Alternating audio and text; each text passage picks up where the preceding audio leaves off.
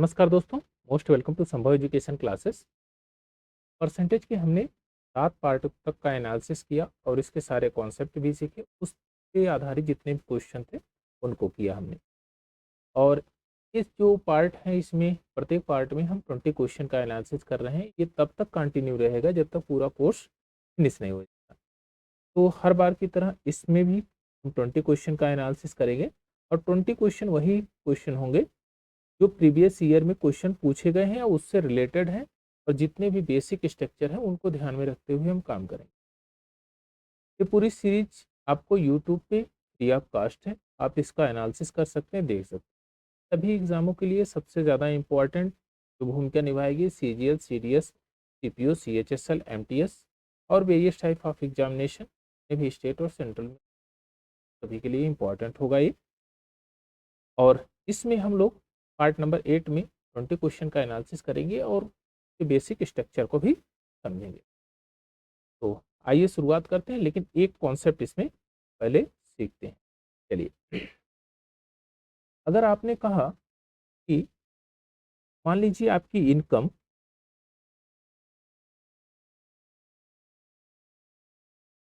मान लीजिए आपकी इनकम 100 रुपीज और इसमें से टैक्स आपने पे कर दिया और प्लस नेट इनकम। इनकम क्या होती है? टोटल इनकम, यानी कि ग्रॉस इनकम जिसको बोलते हैं, ग्रॉस इनकम वह टैक्स प्लस नेट इनकम के बराबर होती है। तो आप शॉर्ट फॉर्म में लिख देंगे gross income is equal to tax plus net income. अब देखिए, ग्रॉस इनकम अगर आपके पास 100 रुपीज है और आपके पास जो टैक्स पे किया, आपने 20 रुपीज का टैक्स पे किया, तो नेट इनकम जो आपकी पॉकेट में आई वह कितना आई? आप कहेंगे हमारे पास 80 रुपये आ गए। अब हमने कहा कि भाई ग्रॉस इनकम में कोई बदलाव नहीं हो, ग्रॉस इनकम कांस्टेंट है, ये कांस्टेंट है। ये क्या है? कांस्टेंट है। और टैक्स में आपने 20% की बढ़ोतरी, 20% की बढ़ोतरी कर दी। 20% की बढ़ोतरी किया तो ये हो गया 24 रुपया, 24 रुपया। अब ये बताइए, जब ये ग्रॉस इनकम आपकी कांस्टेंट, जाहिर सी बात है नेट इनकम में 4 घटाना पड़ेगा। तो आप 4 घटाएंगे तो कितना आएगा? 76 आ जाएगा, क्योंकि इसमें से 4 माइनस करेंगे। अब आप परसेंट निकालना है तो निकाल लीजिए कि 4% आपका अगर कम हुआ 80 पर तो ये कितना होगा? 100 काटेंगे तो 20 इज इक्वल टू 5%। आप ध्यान दीजिए, टैक्स जब हमने 20% बढ़ाया तो हमारा जो है नेट इनकम कितना कम करना पड़ा? 5% कम करना पड़ा। यानी कि टैक्स इनकम का 20% is equal to net income का 5% के बराबर है। आप कहेंगे हाँ, क्योंकि ये भी 4 है और ये भी 4 है, तो दोनों बराबर, लेकिन परसेंट में चेंजिंग है। अगर हमने 20% इसको इंक्रीज किया तो 5% इसको डिक्रीज करना पड़ेगा, यानी कि घटाना पड़ेगा। तो हम ये डायरेक्ट कह सकते हैं टैक्स इनवर्सली प्रोपोर्शन टू इसके होगा नेट इनकम के। बस इतना सा ही काम है। अगर ये टर्म आपके समझ में आया तो आप समझ लीजिए क्वेश्चनों में कोई दिक्कत नहीं है। बस 2 मिनट में, बस 2 मिनट कह रहे हैं बहुत ज़्यादा है, ये है कि 2 सेकंड में आप क्वेश्चन को एनालिसिस करके सॉल्व कर सकते। चलिए, अब इसी पर बेस्ड पे क्वेश्चन ले। क्वेश्चन नंबर 21 सेम कह रहा है। अच्छा, ध्यान में रखिए कि सेम जो कॉन्सेप्ट हमने बताया उसी के आधार पे है। यदि आयकर 19% बढ़ा दिया गया, वृद्धि कर दी गई, तो शुद्ध आय में जो नेट इनकम है वह 1% कम हो गई। तो हमने कहा कि टैक्स का 19% is equal to net income का 1% के बराबर है। आप कहेंगे ठीक है, तो परसेंट से परसेंट कैंसिल आउट करेंगे तो टैक्स और नेट इनकम का रेशियो क्या आएगा? आप ये कहेंगे टैक्स और नेट इनकम का जो रेशियो आएगा 1/19 हो जाएगा। और आपने ये सीखा है ग्रास इनकम क्या होती है, टोटल इनकम क्या होगी, ग्रास इनकम क्या होगी, ये टैक्स प्लस नेट इनकम, कहेंगे एकदम बढ़िया है। तो टैक्स प्लस नेट इनकम बराबर 20 यूनिट। तो ये क्या हो गई कि इनकम हो गई कि नहीं, ग्रास इनकम हो गई। बस आपको पूछा आयकर की दर बतानी है। तो टोटल हमारे पास कितना है, 20 रुपीज़ अमाउंट है, और टैक्स कितना हमने पे किया, 1 यूनिट। तो कितना हो गया, आप कहेंगे 5% होता है। ऑप्शन नंबर सी इसका करेक्ट है। आई होप कि चीज़ें समझ में आई। चलिए अब नेक्स्ट कार्रवाई करेंगे। देखिए इनकम टैक्स 22% है, तो द आय 3% है। तो मैं टैक्स और नेट इनकम को देखता हूँ, तो आप कहेंगे कि ये शुद्ध आय हो जाएगा 3/22। अब देखिए हम जो हमने कहा कि इनकम टैक्स हमने 22% बढ़ाया, तो शुद्ध इनकम कितना, शुद्ध आय यानी नेट इनकम कितनी कम हो गई, 3%। तो टैक्स हमारा रिप्रेजेंट करता है 3 यूनिट को, और ये नेट इनकम रिप्रेजेंट करता है 22 यूनिट को। तो इनको जब जोड़ेंगे तो 25 यूनिट हो जाएगा। ये क्या हो गया, ये ग्रॉस इनकम हो गई, यानी टोटल इनकम हो गई। तो परसेंट ऑफ इनकम टैक्स निकालना है, तो 3/25, 3/25 का मतलब क्या होता है, आप कहेंगे 12% होता है। ऑप्शन नंबर ए इसका करेक्ट है। चलिए नेक्स्ट क्वेश्चन लेते हैं। Question number 23। ध्यान में रहे कि जब भी हम बात कर रहे हैं कांस्टेंट की, तो मामला अगर एक तरफ बढ़ेगा तो दूसरी तरफ घटेगा, और एक तरफ घटेगा तो दूसरी तरफ बढ़ेगा। अब ये एकदम कांस्टेंट वाला टर्म को याद कर लीजिए। देखिए ताजे फलों में 68% पानी है, सूखे जो सूखे मेवों में 30% पानी है। तो 100 किलोग्राम ताजे फलों में सूखे फल कितने प्राप्त किए जा सकते हैं। तो हमने कहा कि भाई ताजा जो फ्रेश फ्रूट था, फ्रेश में 68% पानी, इसका मतलब 32% जो है ये प्लप होगा, यानी कि जो उसका गूदा होगा, प्लप जो मेन पार्ट होगा। भाई पानी तो सूख जाएगा, लेकिन क्या गूदा खत्म हो जाएगा, नहीं, वो प्लप रहेगा ही। तो यह किसके बराबर होगा, सूखने के बाद जो 80% इसमें बनेगा। तो ड्राई जो होगा, ड्राई फ्रूट होगा, उसमें 80% पानी होगा, 80% मेवा होगा, जो उसका मूल रूप होगा। अब देखिए परसेंट से परसेंट कैंसिल आउट, 16 दूना 32 और 16 25 80, यानी कि fresh food upon dry fruit का रेशियो जो आ गया 5:2 के रेशियो में आ गया। फ्रेश फूड में जो प्लप निकल रहा है 5 यूनिट, तो फ्रेश फूड का जो वैल्यू है वो 100 है। तो भाई ताजे फ्रूट की जो वैल्यू होगी वो कितनी हो जाएगी, 40 हो जाएगी। और ऑप्शन नंबर ए कह रहा है सूखे फलों में 100 ग्राम ताजे फलों में से कितने सूखे फल प्राप्त किए जा सकते हैं, तो 40 kg। आपका ऑप्शन नंबर डी इसका करेक्ट है। चलिए नेक्स्ट क्वेश्चन लेते हैं। एक घोल में 16.5% नमक है, जिसमें 18% वाटर वेपोराइज किया जाता है, हो जाता है। अब घोल में सांद्रता 20.9% हो गई है। अब ध्यान दीजिए, क्या जो सॉल्ट है क्या वह भी वेपर होगा, वो भी उड़ेगा, आप कहेंगे नहीं उड़ेगा, क्योंकि वह स्थिर है। वह परसेंट उसका डिक्रीज और इंक्रीज होगा, क्योंकि बेस वैल्यू अगर कम होगी, बेस वैल्यू कम होगी तो वो परसेंटेज बढ़ जाएगा, और बेस वैल्यू अगर ज़्यादा होगी परसेंट कम हो जाएगा। तो ध्यान में देखिए कि जब यहाँ नमक 16.5% था, और 18 किलो या 18 लीटर पानी इसका वेपर हो गया, यानी वेपराइजेशन हो गया, उसके बाद ये मात्रा बढ़ गई है। ध्यान दीजिएगा, अगर ये मात्रा तभी बढ़ेगी जब पानी की मात्रा कम, यानी कि जो सॉल्यूशन होगा उसकी मात्रा कम होगी, तो ये वैल्यू बढ़ जाएगी। तो हम कहेंगे कि नमक तो कांस्टेंट है। तो हमने कहा पहले वाले घोल में 16.5% है दोस्त, और दूसरे वाले घोल में 20.9%। आप कहेंगे एकदम सही है। 25.9% नमक है, नमक तो वही है। अब हमने परसेंट से परसेंट को रिमूव किया, पॉइंट से पॉइंट को रिमूव किया, तो कोई दिक्कत?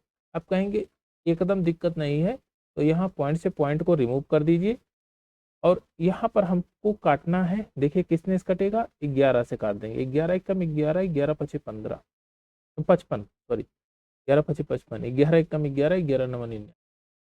और ये हो गया पहले वाले पार्ट में। उसके बाद दूसरे पार्ट में यानी कि सूखने के बाद वाला जो पानी वेपर हुआ तब, तो ये हो जाएगा 19/15। अब ध्यान से देखिए एकदम पूरा क्लियर नजर आ रहा है। पहले कितना था, 19 यूनिट, अब हो गया 15 यूनिट। कम हुआ, आप कहेंगे कितना कम हुआ, 4 यूनिट कम हुआ। और 4 यूनिट पानी जो उड़ा वेपर हुआ वो कितना के बराबर है, 18 लीटर के बराबर है। तो आप कहेंगे कि 2 लीटर पानी किसके बराबर है, 9। तो इसमें अच्छा ठीक है, 19 लीटर पानी इसके बराबर रहेगा, तो 9 गुणे 19/2, तो इसमें 161, अच्छा नहीं 171, 171 2, और ये काटेंगे तो 2 अट्ठे 16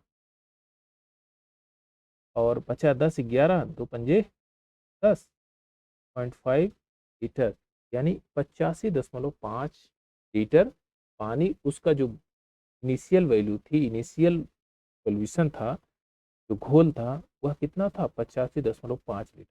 ऑप्शन नंबर ए इसका करेक्ट आंसर। चलिए थोड़ा सा और आगे बढ़ते हैं, लेते हैं नया क्वेश्चन। Question number 25। चीनी और पानी के घोल में 28 लीटर का घोल है, यानी कि जो शुगर और वाटर का जो मिक्सचर है वो 28 litre, sugar plus water 28 litre, 28 litre. इसमें कहा कि 26.4% चीनी है, क्या चीनी है? अच्छा ध्यान दीजिएगा, आगे थोड़ा पढ़ते हैं। घोल को गर्म करने के बाद 6 लीटर पानी वेपर हो जाता है। जो वेपराइजेशन होता है, वेपराइजेशन होता है 6 लीटर होता है, 6 लीटर, 6 लीटर वेपराइजेशन, वाष्पीकरण हो जाता है। आप ये बताइए कि अब 6 लीटर जब उड़ेगा तो कितना बचेगा? आप 28 माइनस 6, तो 22 लीटर बचेगा कि नहीं? रिमेनिंग जो होगा, रिमेनिंग सॉल्यूशन, रिमेनिंग सॉल्यूशन वो कितना हो जाएगा, 22 लीटर। अब ध्यान दीजिएगा, आपने कहा कि 26.4% चीनी है, क्या चीनी तो उड़ेगा नहीं? तो हमने कहा कि 28 का 26% है, 28 का 26.4% है। आप कहेंगे हाँ ठीक है। आप ये बताइए इतना तो चीनी है ही, अब भी चीनी है, बाद में भी रहेगा। तो ये बताइए जब बाद में इसका सॉल्यूशन कम हो गया, 22 लीटर बचा, तो इसमें इसकी मात्रा कितने परसेंट की होगी? आप कहेंगे इस 100 से, और ये परसेंट कैंसिल आउट हो जाएगा, और यहाँ पर इस पॉइंट को रिमूव करेंगे तो यहाँ पर 10 से बटे 10 हो जाएगा, तो इस पॉइंट को मैं रिमूव कर दूँ, यहाँ 4 हो जाएगा। तो 22 से काटेंगे, 22 से कम 22, 22 दूना, तो ये हो जाएगा कि 12 अट्ठे 96 है, और बचेगा 9, 12 दूना 24, 9 33, 1.1 का स्थान पे लगा दीजिए, और ये हो जाएगा 33.6%, 33.6%। अब भी चीनी में, घोल में चीनी है, तो ऑप्शन नंबर डी इसका करेक्ट आंसर। चलिए नेक्स्ट क्वेश्चन लेते हैं, क्वेश्चन नंबर 26। अच्छा क्वेश्चन है।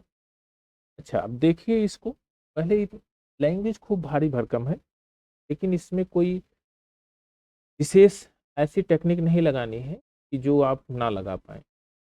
एक निश्चित गांव में वयस्क की आबादी 42% पुरुष हैं और 25% महिलाएं शादीशुदा हैं। ध्यान में रखें शादीशुदा हैं। तो यह मानते हुए कि कोई पुरुष एक महिला से अधिक महिलाओं से अधिक शादी नहीं करता है और कोई महिला एक पुरुष से अधिक शादी नहीं करती, अधिक पुरुष से शादी नहीं करती, यानी कि एक दूसरे से ही शादी करते हैं। मतलब एक पुरुष के पास दो महिलाएं नहीं, ना ही दो महिला के पास, मतलब एक महिला के पास दो पुरुष, तो सिंगल सिंगल।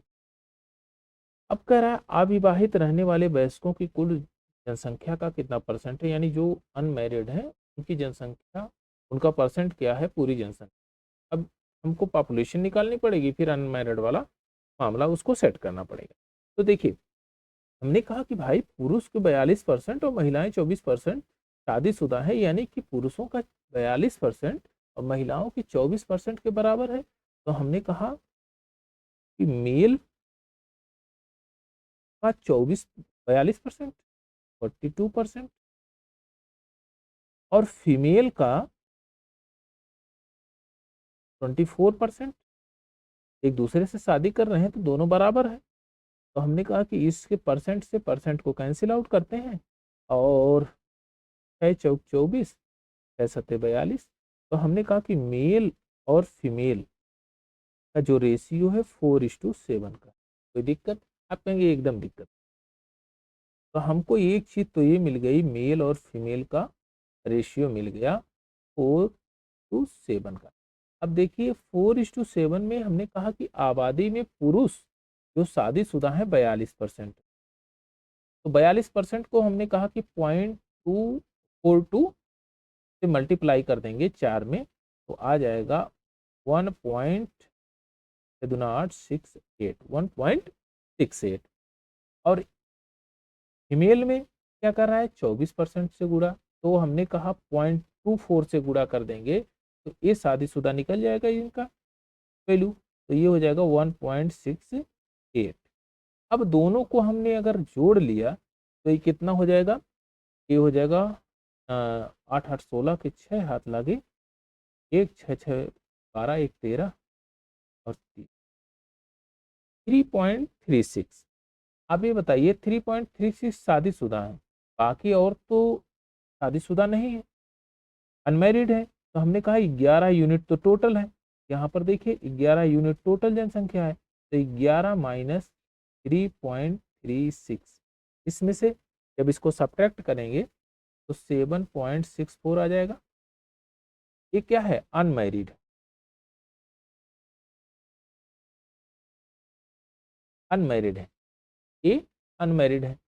अब ध्यान दीजिएगा, अब इनका परसेंटेज पूछा तो हम परसेंटेज निकाल सकते हैं बड़े आराम से। 7.64 इंटू 100 बटे कितना है 11। तो हमने कहा कि 100 से ये पॉइंट तो रिमूव हो जाएगा, तो यहाँ से हमको 100 लिखने की जरूरत ही नहीं है, तो मैं डायरेक्ट ऐसे लिख देता हूँ 64/11, तो परसेंटेज निकल जाएगा। तो 11 का 66, 10 104 बचा, 11 9 99, 5 बजेगा और 11 चौक 44, 11 पचे 55, यानी कि 69.45 कहाँ गया है कहीं पर। ऑप्शन नंबर बी इसका करेक्ट आंसर 69.45%। कितने अनमैरिड व्यक्ति हैं, तो आपके हैं 69.45%। चलिए नेक्स्ट क्वेश्चन लेते हैं, क्वेश्चन नंबर 27। देखिए जितना कम आप लिखने की कोशिश करेंगे उतने ही एरर होने के चांसेस कम हो जाएंगे, जितने मैक्सिमम लिखने की कोशिश करेंगे उतने ही एरर होने के चांसेस बढ़ेंगे। चलिए अब यहाँ कह रहा है एक गांव की जनसंख्या 9,800 थी, एक साल में पुरुषों की आबादी 8% बढ़ गई तो महिलाओं की आबादी 5% की वृद्धि हुई, गांव की जनसंख्या आपका 10,558 हो गई है। तो इसमें पहले गांव में पुरुषों की क्या संख्या थी, तो हमने कहा कि मेल, अगर हमने मान लिया मेल एक्स है और फीमेल कितना बनेगी, तो आप कहेंगे फीमेल तो 9,800 में से हम एक्स माइनस कर देंगे तो फीमेल हो जाएगी। कोई दिक्कत? आप कहेंगे एकदम दिक्कत नहीं। अच्छा बढ़ी कितनी है, इंक्रीज कितनी की गई, तो हमने कहा जो इंक्रीज की है 10,458 माइनस 9,860, तो ये हो जाए, अच्छा 9,800 है ना, 9,800 है तो 4 2 600, 658 ही एक्स्ट्रा है। कितने बढ़े हैं? 658। 658 बढ़ने का मतलब इसमें 8% पुरुष जब वृद्धि हुई और 5% महिलाओं की वृद्धि हुई, तब 658 व्यक्ति बढ़ गए। मैं 8% को क्या लिख सकता हूँ? मैं 8% को लिख सकता हूँ 0.08 लिख सकता हूँ। आप कहेंगे एकदम लिख सकते हैं। 5% को 0.05 लिख सकता हूँ, एकदम लिख सकते हैं। बस काम हो गया। आपने कहा कि पुरुषों का 8%, तो हमने कहा 0.08%। तो सॉरी, परसेंट यहाँ खत्म हो जाएगा ना, परसेंट में पॉइंट लगा दिया, ये हो गया। प्लस 98 9800 माइनस एक्स, यानी कि फीमेल का 0.05 इज इक्वल टू 658। बात समझ में आई? आप कहेंगे एकदम समझ में आ गई। बस, अगर समझ में आ गई तो ध्यान दीजिएगा, जब 5 से मैं इसमें मल्टीप्लाई करूंगा तो माइनस का ये टर्म और ये है आपका जो है बड़ा, तो ये घटेगा, पॉजिटिव में आएगा। और माइनस करूंगा, इनका डिफरेंस लूंगा तो कितना आ जाएगा? 0.03 आएगा। आप कहेंगे एकदम आएगा। तो मैं एक लाइन स्किप करता हूं और मैं इसको लिखता हूं। एक लाइन स्किप करके मैं लिखता हूं, तो मैं यहां लिख दूंगा यक्स इंटू 0.03 प्लस। अब देखिए, अगर मैं 98 में मल्टीप्लाई करूंगा, ये 2 जीरो कैंसिल आउट हो जाएगा, 2 जीरो खत्म हो जाएगा। तो 5 से ही मल्टीप्लाई कर दूं, तो मैं 100 मल्टीप्लाई करूंगा, 100 इंटू 5 तो हो जाएगा 500, और 10 घटा दूंगा तो 490, यानी कि 490 ये आ गया आपका उत्तर। अब यहां से हमने इसको माइनस कर दिया, काम खत्म। एक लाइन हमने स्किप कर दी। अब आ गया 600। यक्स की वैल्यू कितनी होगी? आप इसको जब पक्षांतर करेंगे, घटाएंगे, तो कितना आ जाएगा? 168, 168 बाई 0.03। तो मैं पॉइंट को यहाँ से रिमूव कर दूं और 100 से ऊपर मल्टीप्लाई कर दूं, कोई दिक्कत? आप कहेंगे एकदम दिक्कत। तो 3 पचे 15, 3 छक 18, तो 5600, यानी 5600 क्या है? ये आपके मेल है, मेल है। तो फीमेल भी फाइंड आउट कर सकते हैं आप इसमें से घटा के। और आपसे पूछा क्या है? पुरुषों की संख्या, तो ऑप्शन नंबर बी इसका करेक्ट आंसर है। तो इसमें मेल कितने होंगे? 5600। चलिए नेक्स्ट क्वेश्चन लेते हैं, क्वेश्चन नंबर 28। बहुत बढ़िया क्वेश्चन है। लैंग्वेज थोड़ी भारी भरकम दिख रही है, लेकिन इसमें कोई विशेष दम नहीं है। लेकिन अगर अंडरस्टैंडिंग आपकी बेहतर है तो बड़े आराम से क्वेश्चन सॉल्व कर ले। एक शहर की वर्तमान जनसंख्या 9500 है। यदि पुरुषों की संख्या में 14.2% की वृद्धि कर दी जाए, इसका मतलब 14.2% को अगर मैं पॉइंट में लिखूं तो बटे 100 लिखूंगा, तो मैं 2 अंक पहले दशमलव लगा दूं, 142 इस तरह लिख सकता हूं। महिलाओं की संख्या में 17.7% की वृद्धि होती है, तो मैं यहाँ लिख दूं 0.177। कोई दिक्कत? आप कहेंगे एकदम नहीं। कुल जनसंख्या बढ़ के 11,003 हो जाती है। जब मैं इनका डिफरेंस निकालूंगा, डिफरेंस तो कितना आ जाएगा? 1503, 1503 डिफरेंस आ गया। अब देखिए हमने क्या किया, मेल को यक्स मान, बस। अब नेक्स्ट क्या कहता है, यदि पुरुषों की संख्या का 15% लड़के हों, महिलाओं की संख्या का 18% लड़कियां हों, लड़के और लड़कियों का डिफरेंस बताना है। तो हमको मेल अगर फीमेल मिल जाए तो हम लड़के लड़कियों का डिफरेंस भी बता सकते हैं। तो देखिए, मेल हमने एक्स मान लिया, तो फीमेल हमारा कितना हो जाएगा? टोटल जनसंख्या 9500 में घटा देंगे तो फीमेल आ जाएगी। तो हम लिख देंगे मेल कितना हुआ है, तो आप कहेंगे ये बढ़ा है 0.142 इंटू 0.14142 है ना, 142 प्लस 9500 माइनस एक्स, ये फीमेल हो गए। अब 0.177 इज इक्वल टू कितनी बढ़ी है जनसंख्या? 1503। बस काम हो जाएगा आपका। अब विशेष तरह से ध्यान देने वाली बात, कुछ टर्म को समझिए। जब मैं यहाँ पर इसमें मल्टीप्लाई करूंगा तो यह संख्या 1.177 बड़ी है किससे? 0.142 से, और इनका डिफरेंस निकालूंगा फिर तो आएगा माइनस में, और 0.035 ये डिफरेंस हो जाएगा।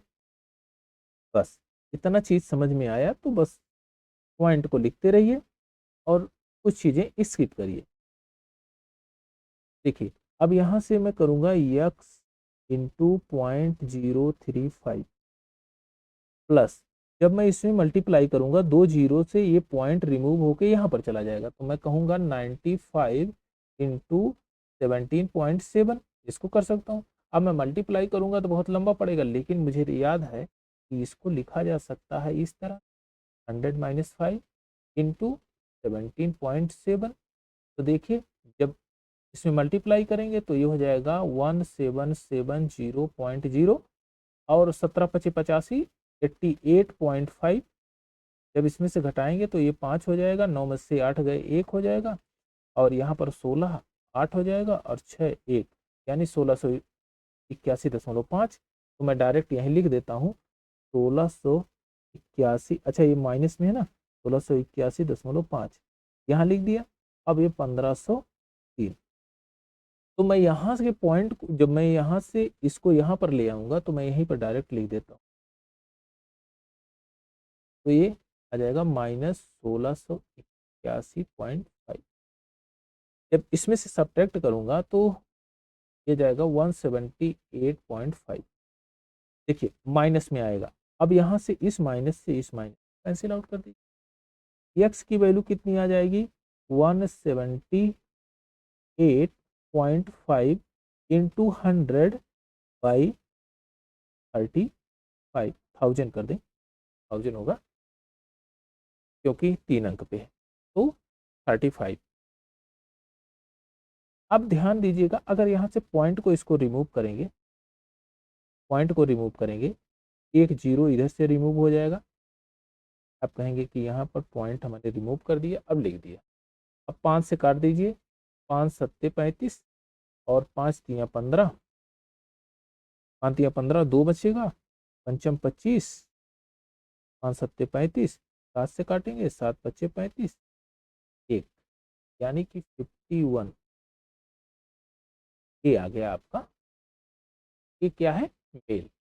अब ध्यान दीजिएगा ये मेल है, तो मैं यहाँ पर इसको रिमूव कर देता हूँ, थोड़ा सा तो रिमूव कर दूंगा, तो यहाँ पर मैं लिख,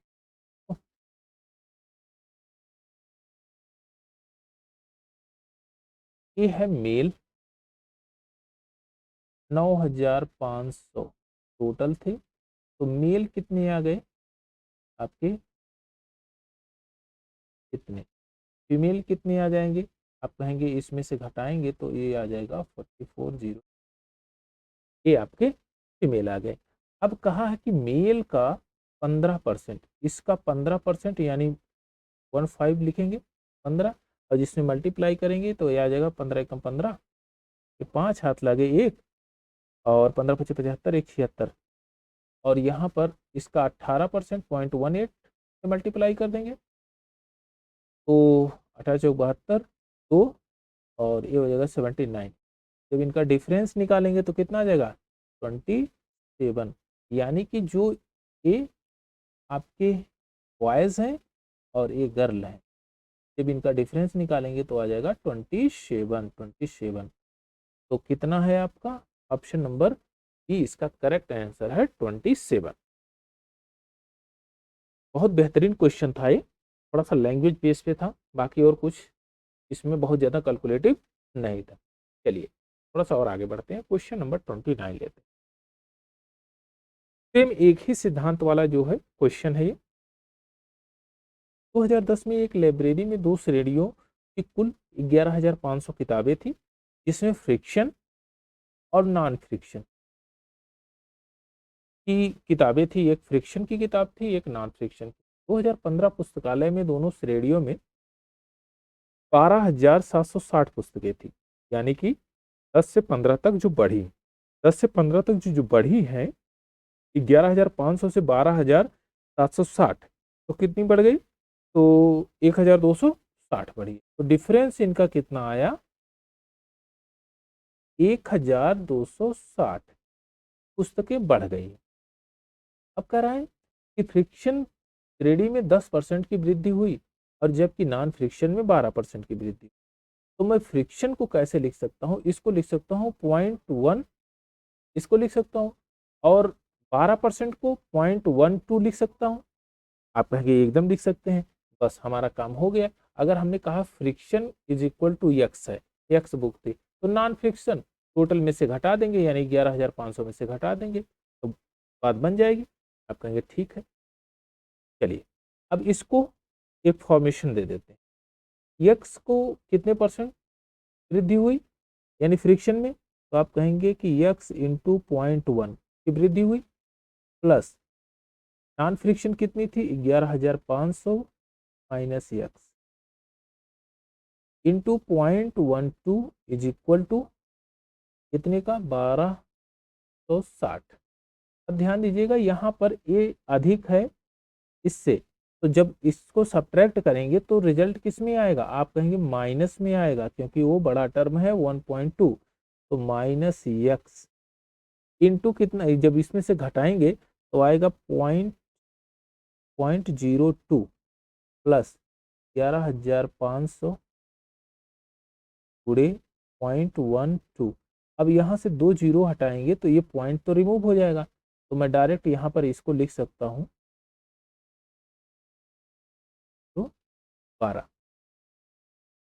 अब इसमें मल्टीप्लाई करेंगे तो 12 पंजे 60 इज इक्वल टू, यहाँ पर 1260 लीजिए, 12 पंजे 60 के सुन हाथ लागे, 12 एकम 12 6 18 और 12 एकम 12 1 13, 1360, यानी कि 1260 इधर है, और ये हो जाएगा माइनस एक्स 2.02 प्लस।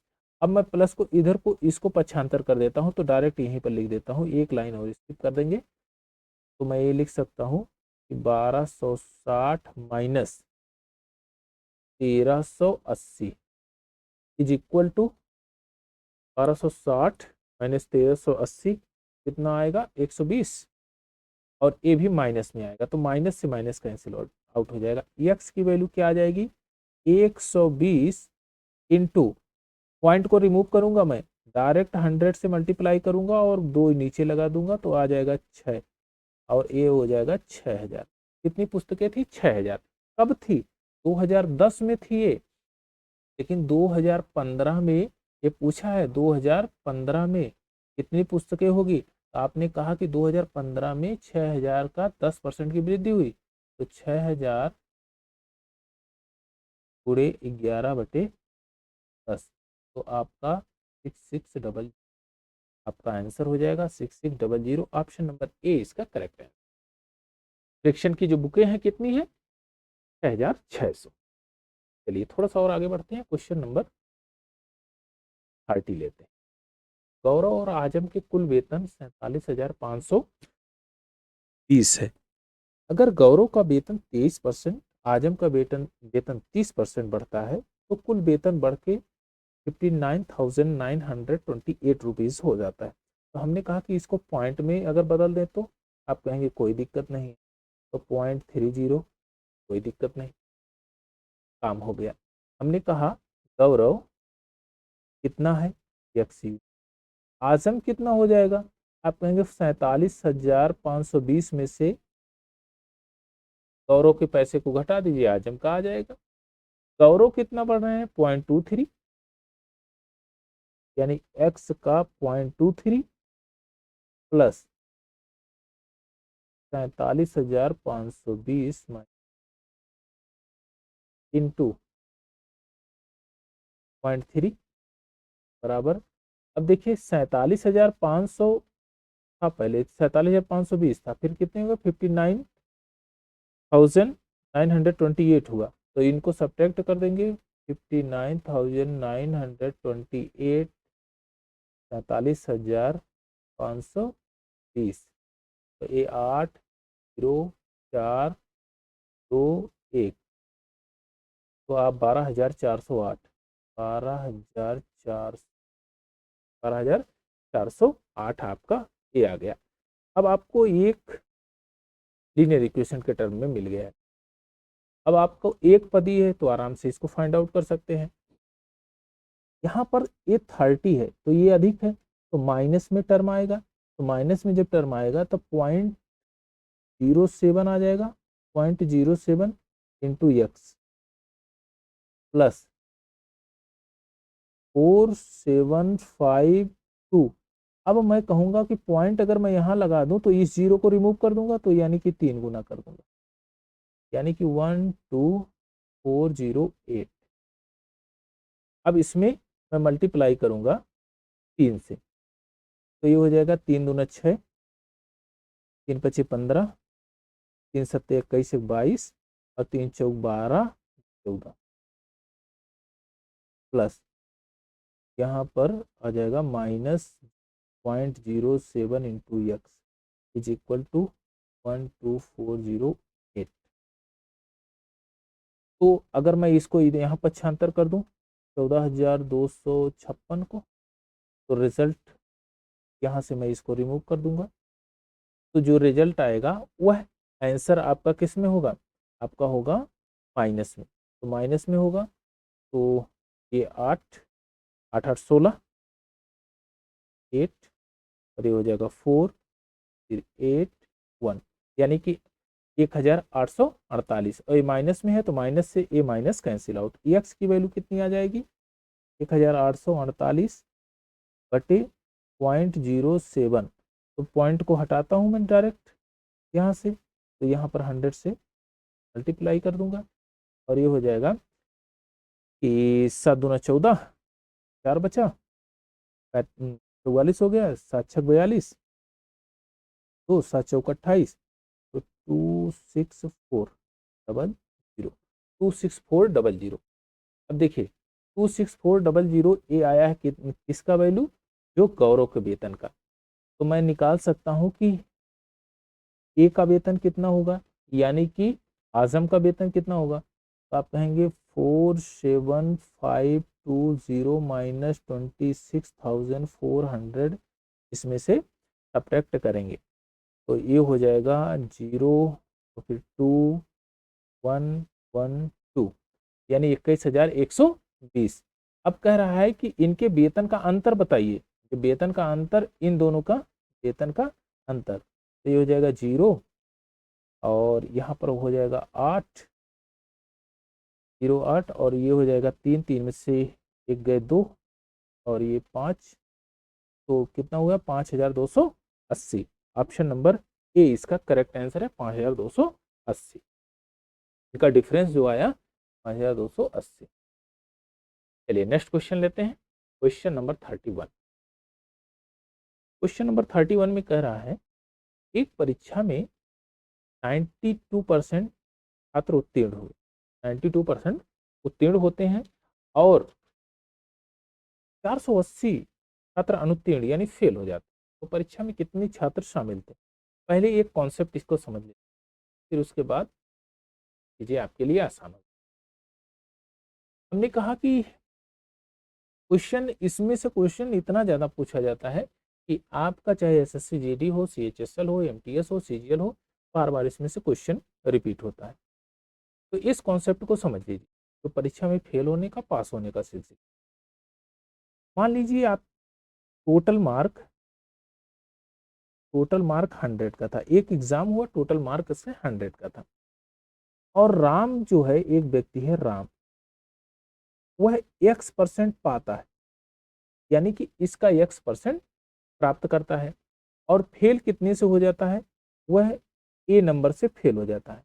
तो मैं कहूंगा कि अगर ए नंबर से फेल होता है तो मैं ये कह सकता हूं कि 100 का अगर x% निकालूं और ए जोड़ दूं तो ये पास हो जाएगा कि नहीं, आप कहेंगे पास हो जाएगा।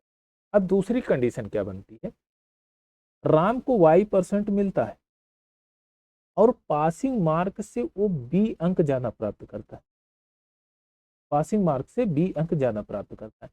तो हमने कहा कि 100 का y% हमने निकाला और बी को इसमें से हटा दिया तो ये भी पास हो गया। आप कहेंगे मार्क तो सेम हो गया, तो बस इसी को सिंपलीफाई तरीके से लिख दीजिए, काम आपका हो जाएगा। अब देखिए कैसे करेंगे, हमने कहा कि इसको पक्षांतर कर देते हैं कि 100 x% plus A is equal to 100 y% minus minus को इधर ले आएंगे, अगर माइनस को इधर ले आते हैं तो a प्लस बी हो जाएगा, और इसको ले जाते हैं उधर 100y% माइनस 100x%, हो गया। अब ध्यान दीजिएगा 100y%, 100x%, हमको 100 टोटल मार्क निकालना है। तो हमने कहा कि टोटल को 100 को यहाँ से हम हटा देते हैं और यहाँ करते हैं a प्लस बी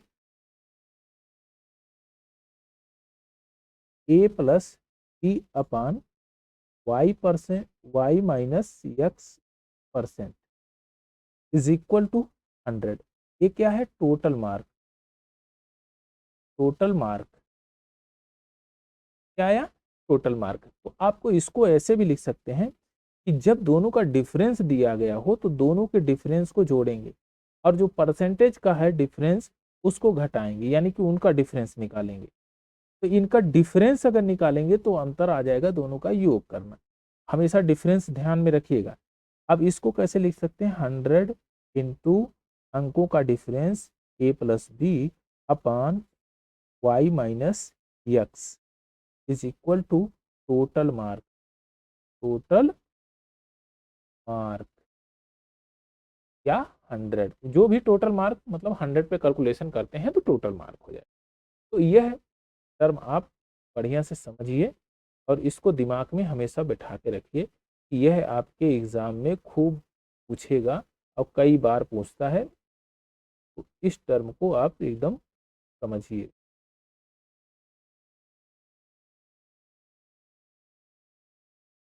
ये आपके लिए रामबाण चीज। चलिए अब इसी पर बेस्ड क्वेश्चन करें। एग्जामिनेशन में जो है 92% छात्र उत्तीर्ण हुए, पास हुए 92%, 480 फेल हुए। तो फेल कितने हुए? हमने कहा कि 8% फेल हुए और 8% फेल को 480 स्टूडेंट रिप्रेजेंट कर रहे हैं, यानी कि 8×48 60, तो 100 कितना होगा? 6000। स्टूडेंट कितने थे? ऑप्शन नंबर सी इसका करेक्ट आंसर है। टोटल स्टूडेंट कितने थे? 6000। चलिए नेक्स्ट क्वेश्चन लेते हैं। Question number 32। यदि 35% उत्तीर्ण अंक है और एक छात्र 200 अंक अधिक प्राप्त करता है, 200 अंक प्राप्त करता है, फिर वह 24 अंकों से असफल हो जाता है, तो पास होने के लिए अगर मैं इसमें इसको जोड़ दूं तो ये पास हो ही जाएगा। 35% अंक उत्तीर्ण के लिए तो मैं कहूँगा 35% जो रिप्रेजेंट कर रहा है वह 224 को कर रहा है, 224 को कर रहा है। तो यहाँ पर मैं करता हूँ 7 से, 7×5 = 35 और 7×3 = 21, 7×2 = 14 और यहाँ से 20 से अगर मल्टीप्लाई कर देंगे तो ये हो जाएगा 100 और यहाँ से 64 640। तो ये टोटल मार्क कितने हो गए? टोटल मार्क आपको 640। ऑप्शन नंबर सी इसका करेक्ट है। चलिए नेक्स्ट क्वेश्चन लेते हैं। Question number 33। एक छात्रा को जर्मन की तुलना में फ्रेंच में 66% अधिक मिले। फ्रेंच में उसको 66% मिले, तो इसका मतलब French minus German equal to 66। यही तो कह रहा है, जर्मन की तुलना में फ्रेंच में उसको 66 मार्क अधिक मिले। अब दूसरा लाइन जो कह रहा है, जर्मन के अंक फ्रेंच और जर्मन के अंकों के योग का 28%, यानी कि मैं कहूँगा German is equal to German plus French का 28%। 28% का फ्रैक्शन वैल्यू मैं डायरेक्ट लिख देता हूँ 28% का। तो इसको काट लेंगे 4×7 = 28, 7/25, 7/25। तो मैं ये इसको ऐसे लिख सकता हूँ कि German plus French upon German is equal to 25/7। आप ये एकदम लिख सकते हैं बड़े आराम से। तो ध्यान दीजिए, तो इसको ऐसे भी लिख सकता हूँ मैं +18/7। अब देखिए जर्मन 7 यूनिट है और फ्रेंच 18 यूनिट है। अब क्या करा, इन दोनों का जो डिफरेंस है वो किसको रिप्रेजेंट करता है, यानी कि करता है आपका 65 को, यानी 11 यूनिट रिप्रेजेंट करता है किसको, 65 को, यानी किससे मल्टीप्लाई किया गया है, ऐसे। तो आपसे पूछा है फ्रेंच के अंक कितने होंगे, तो यहाँ पर 18 यूनिट, 18 गुणे 6 कर दीजिए, 18 छक्का 108, ऑप्शन नंबर ए इसका करेक्ट आंसर 108। चलिए नेक्स्ट क्वेश्चन लेते हैं, क्वेश्चन नंबर 34। यदि कोई छात्र 43% अंक प्राप्त करता है और 72 अंकों से फेल हो जाता है, लेकिन जब वह 57% अंक प्राप्त करता है तो 40 अंकों से उत्तीर्ण हो जाता है, तो प्राप्तांक परसेंटेज क्या है, ये फाइंड आउट करना है। तो पहले टोटल मार्क पता कर लेते हैं, उसके बाद आप उसको फाइंड आउट कर लेंगे कितने परसेंट में वो पास होता है। तो हमको पता है total mark is equal to 100 into A plus B upon Y minus X. Y क्या है, ए है आपका एक्स परसेंट और ये है वाई परसेंट और ये है ए और ये है आपका बी। बस इस पे रख दीजिए, ए प्लस बी कितना होगा 40 का 4 11 100 इंटू 112 अपॉन 43। जब सब्ट्रैक्ट करेंगे डिफरेंस निकालेंगे 57 माइनस 43 तो 14 14 अट्ठे 112 यानी कि 800 आ गया। 800 आपका टोटल मार्क आ गया। अब परसेंटेज 43% तो प्राप्त किया है, अगर वो 72 नंबर और पाता तो मैं 72 नंबर का परसेंटेज वैल्यू निकाल लेता हूँ। इस पे 800 पे, तो यहाँ से मैं 8 9 72 9%, तो 9% अगर मैं जोड़ूंगा तो 52% और 52 इसका answer option number C passing percentage. Passing percentage क्या है 52%। चलिए नेक्स्ट क्वेश्चन लेते हैं, क्वेश्चन नंबर 35। एक परीक्षा में एक परीक्षार्थी एक परीक्षा में x% अंक प्राप्त करता है, ए अंकों से विफल हो जाता है, जबकि अन्य विद्यार्थी y अंक प्राप्त करता है, न्यूनतम अंक उत्तीर्ण अंकों से b अंक अधिक प्राप्त करता है, तो इसमें अधिकतम अंक क्या है। तो इसका टोटल मार्क आपको निकालना है। तो आप जानते हैं 100 into A plus B upon Y minus X, तो कौन सा सही होगा, A plus B, option number C correct answer है total mark, option number C इसका करेक्ट आंसर है। चलिए नेक्स्ट क्वेश्चन लेते हैं, क्वेश्चन नंबर 36। जब कोई छात्रा 28% अंक प्राप्त करती है और 58 अंकों से असफल हो जाती है, 41 अंक प्राप्त करे, 41% अंक प्राप्त करे, 6 अंकों से असफल हो जाए। ध्यान में रखिएगा यहाँ पर भी फेल हो रहा है, यहाँ पर भी फेल हो रहा है, तो इसका मतलब जब इनका डिफरेंस निकालेंगे तो 58 माइनस 6 यानी कि 52, इनका डिफरेंस कितना होगा, मार्क का डिफरेंस 52, यानी कि 52 मार्क का डिफरेंस हो रहा है। और जब परसेंटेज का डिफरेंस यहाँ से निकालते हैं तो कितना का होगा, यानी कि 13 यूनिट, 41 माइनस 28 13 यूनिट, यानी 13% रिप्रेजेंट करता है किसको, 52 को। 13 1% किसको करेगा, 13 चौके और 100% रिप्रेजेंट करेगा 400। क्या कह रहा है, तो परसेंटेज प्राप्तांक कितना होगा। अब देखिए 28 तो पाता ही है, हमने कहा कि अगर 58 और पा जाए तो वो पास हो जाएगा। तो आप कहेंगे एकदम असफल हो रहा था तो पास कर देंगे हम इसको, 400 में इसको इतना मिलेगा, तो ये काटेंगे तो ये कितना हो जाएगा, 4 एकम 4, 4 चौक 16, 4 पंजे 20, 8 4 12, 4 12, तो ये हो जाएगा 42.5%, 42.5%, यानी ऑप्शन नंबर ए इसका करेक्ट आंसर। 42.5% इसको मिलेगा तो ये पास हो जाए, पासिंग मार्क। चलिए क्वेश्चन नंबर 37। बहुत बेहतरीन क्वेश्चन है। पहले इसको एक दूसरे से लिंकअप करना है। जैसे कोई कड़ी है, अगर बीच से उसको तोड़ देंगे तो यानी कि जंजीर एक दूसरा भाग हो जाएगा और एक दूसरा भाग, यानी कि दो भागों में टूट जाएगी। अगर एक कड़ी से दूसरी कड़ी को लिंकअप कर लेंगे तो बस वो एक लंबी सी जंजीर बन जाएगी। वही कंडीशन यहाँ है, अगर एक टर्म को हमने लिंक किया तो पूरी जंजीर लिंक हो जाएगी। तो यही काम करना है। अब यहाँ पर दिया गया है, देखिए, बस केवल केयरफुल्ली डाटा को आप पुट करिए। डाटा को पुट करेंगे, काम आपका आसानी से हो जाएगा। ए ने 20 से 10% अधिक अंक प्राप्त किया, तो ए 20 से 10%, तो ए बाई बी का जो रेशियो है वह तो मैं निकाल सकता हूँ, 11/10 होगा। अब कहेंगे ठीक, यहाँ का हो गया। अब हमने कहा कि बी और सी का रेशियो जब फाइंड आउट करेंगे तो कितना होगा, है 20% अधिक, तो 6/5 बनेगा। और सी बाई डी का अगर मैं फाइंड आउट करूं तो कितना होगा, ये हो गया 32 है, तो 4 से काटें, 4×8 = 32, 4×8 = 32 और 25, ये 32% कम है, तो 25 में से 8 घटाएंगे तो 17, यानी कि 17/25, 17/25।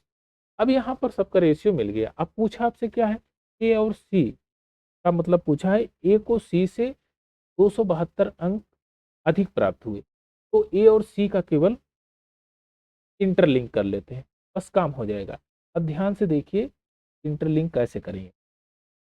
बी यहाँ भी है, बी यहाँ भी है, तो हम बी को चेंज कर लेते। अगर मैं यहाँ पर इसको 60 बना दूं तो इसको भी 50 बनाना पड़ेगा, यानी 10 से ऊपर नीचे गुणा।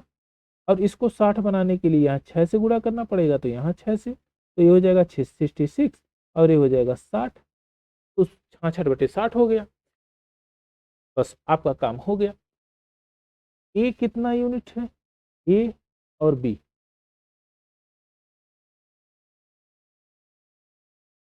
ए बी, ए कितना है 66, बी कितना है,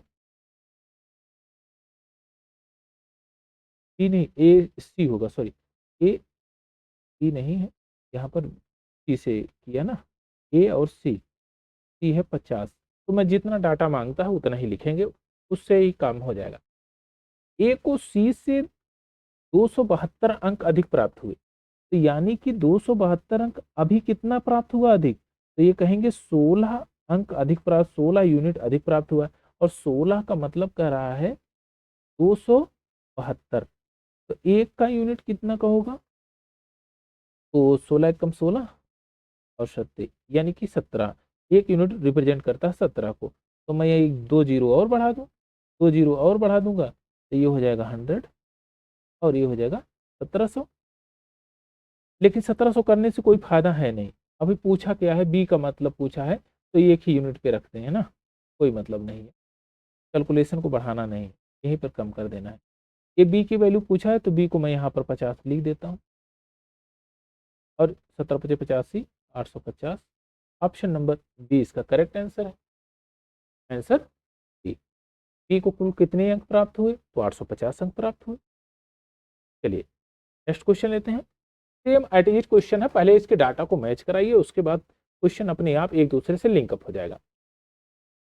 देखिए यहाँ कह रहा है ए को बी की अपेक्षा 25% अधिक मिले, तो मैं कहूंगा ए और बी का जो रेशियो इसको मैं फाइंड आउट कर सकता हूँ। 25% अधिक का मतलब होता है 5/4, 5/4। अब कह रहा है कि बी और सी का जो रेशियो है, बी बाई सी, ये कितना है 10% कम, 9/10।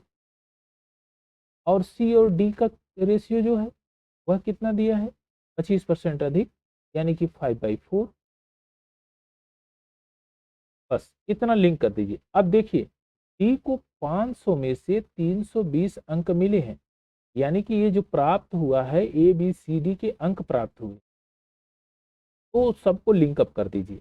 लिंकअप करेंगे, पहले इस दो टर्म को लिंकअप करें। चलिए करते हैं इसको लिंकअप। लिंकअप करने के लिए यहाँ पर सी है और यहाँ पर सी है, अगर मैं यहाँ पर 2 से मल्टीप्लाई कर दूँ ऊपर नीचे, तो मैं कहूँगा सी तो बराबर हो गया, तो यानी कि डी और बी भी बराबर हो गया, लिंक हो गया एक दूसरे से। 4×2 = 8, बस काम हो गया। अब दूसरा चीज देखिए, यहाँ पर बी, यहाँ पर बी है, यहाँ पर बी है, और बी को अगर एक दूसरे से लिंक कर दें तो काम बन जाएगा। आप कहेंगे एकदम बन जाएगा। तो यहाँ पर ऊपर नीचे यहाँ 9 से गुणा कर दें, यहाँ पर 9 से कर दें, 9 पचे 45 हो जाएगा, तो 9 चौक 36 हो जाएगा, 36। और बी को 45 बनाने के लिए यहाँ 5 से गुणा करना पड़ेगा, यहाँ 5 से गुणा करना पड़ेगा, नहीं बी को 5 से नहीं 4 से, 4 से 9 चौक 36 करना है ना, 9 चौक 36 करना है, 4 से करना पड़ेगा, और यहाँ भी 4 से, तो ये हो जाएगा 36/40। अगर यहाँ 4 से किए हैं तो यहाँ भी 4 से करना पड़ेगा, 4 से करना पड़ेगा, तो ये हो जाएगा 40/8 × 32। अब देखिए यहाँ पर सी 40 है तो यहाँ पर भी सी 40 है, तो सब लिंक हो गया एकदम एक्यूरेट। अब जो डाटा पूछ रहा है वही चीज आप करिए।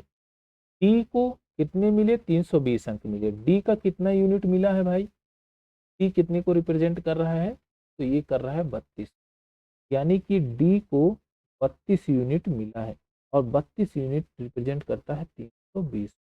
एक यूनिट रिप्रेजेंट करेगा कितने को, एक यूनिट 10 को।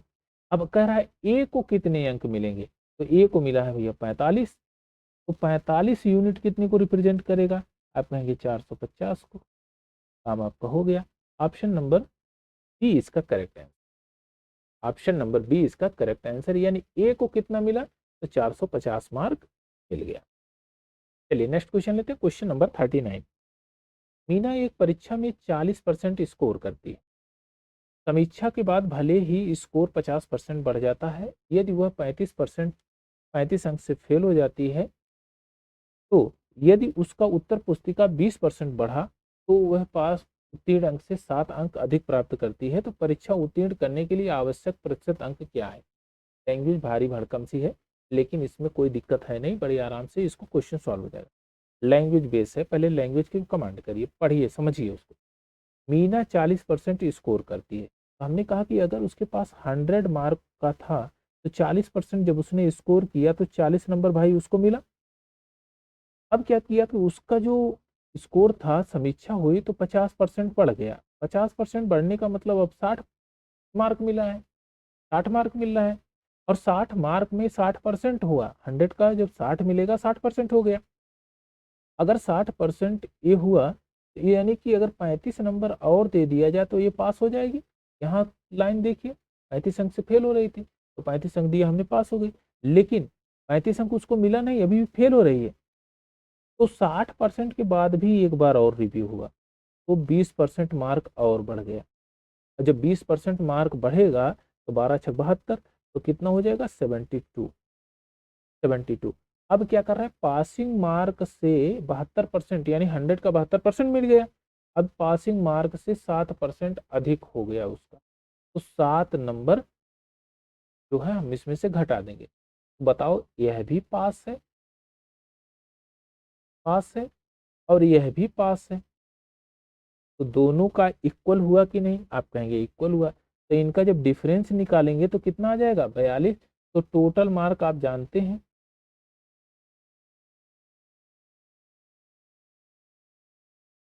टोटल मार्क कितना होगा, 100 इंटू 42, 42 अपान इनका डिफरेंस निकालेंगे तो 12%, तो 12, और ठीक है, तो काटेंगे 4×3 = 12, 4×5 = 6 में, 3 से काटेंगे 3 चौक, और 25 250, और 25 चौके 100, यानी 350 हो गया, 350। टोटल मार्क कितने आ गए, टोटल मार्क आ गए 350।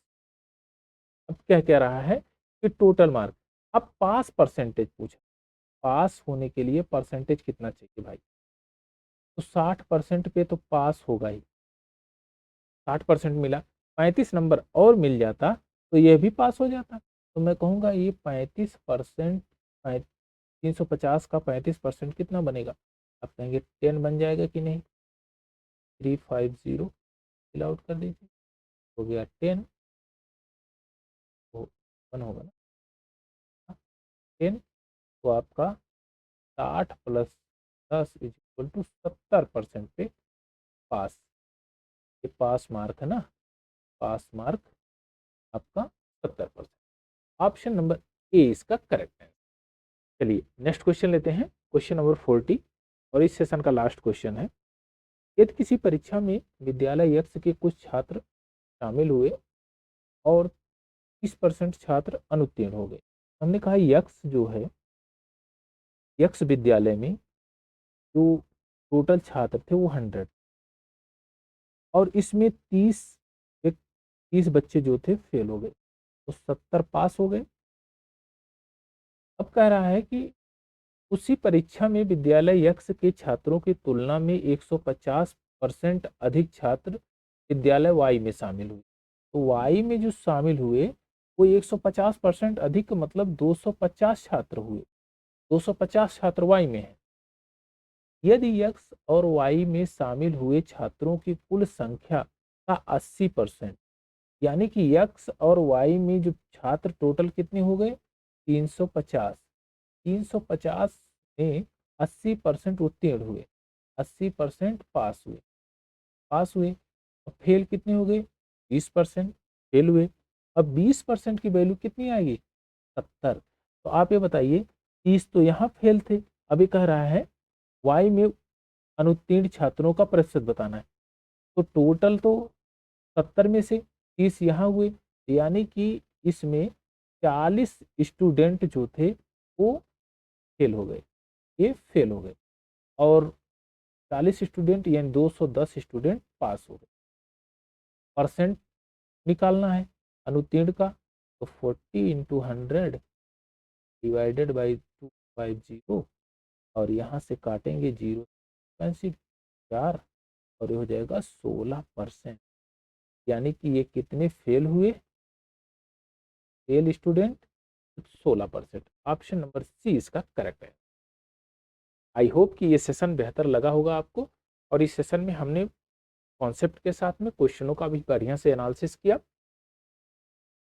आप एक बार इसका एनालिसिस करके और बेहतर तरीके से आप मॉक टेस्ट करिए, निश्चित रूप से आप बहुत अच्छा स्कोर करने लगे।